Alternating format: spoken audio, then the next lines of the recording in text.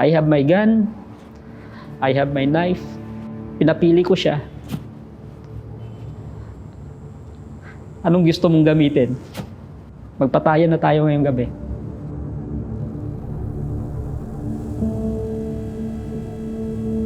Naalala ko nung kabataan ko, nung na-witness ko kung paano physically abuse yung nanay ko, mga kapatid ko, at saka ako din kapag nalasing yung aking tatay.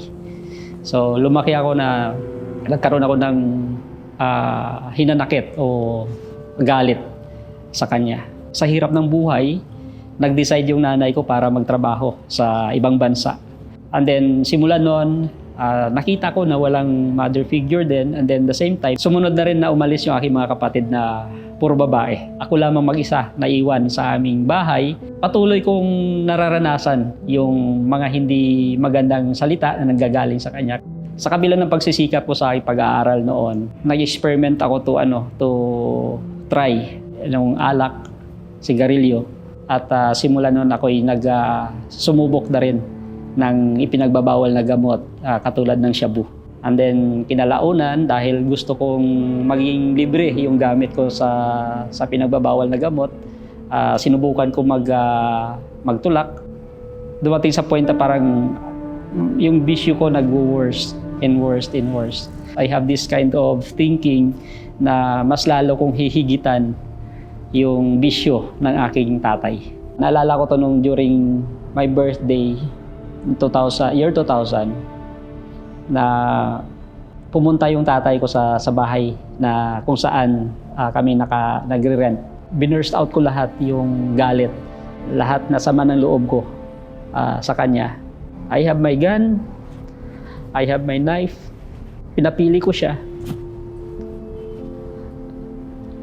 Anong gusto mong gamitin? Magpatayan na tayo ngayong gabi. Dahil yung ate ko nandun, she tried to keep me calm and to avoid unnecessary act during that night. Ako na kusang umalis sa bahay namin. That's the last time and I saw my father. Later on, I blamed God because I cannot reconcile my life, no? Bakit nangyayari sa akin to? Bakit nangyayari sa family namin to? In my mind, in my heart, na sabi ko, Lord, kung totoo ka, pagod na ako, ayaw ko ng ganitong buhay. Palabasin mo ako sa ganitong klaseng buhay.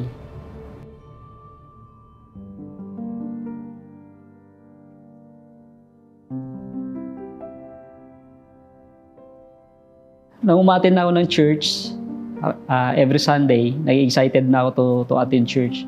I realized that mahal ako ng Panginoon ko, yung tatay ko na nasa langit. In that time, nagkaroon ng reconciliation sa mind ko, sa heart ko, na yung matinding galit na ayaw makita yung isang tao na palitan ng pag-ibig. Dahil naintindihan ko kung paano ako pinatawad ng Diyos, na yung kasalanan ko,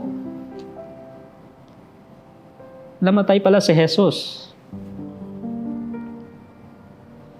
Ganun ako kamahal ng Diyos. Kaya sino ako para hindi magpatawad sa tatay ko? One morning, I received a phone call from my sister. And that day, I learned that my father already passed away. I had a lot of questions. Sabi ko, Lord, kung kailan ready na yung heart ko, ready na ako to ask forgiveness, ready na ako to ask na, Tay, I love you. Patawarin mo ko. Pero dahil sa pangako ng Diyos na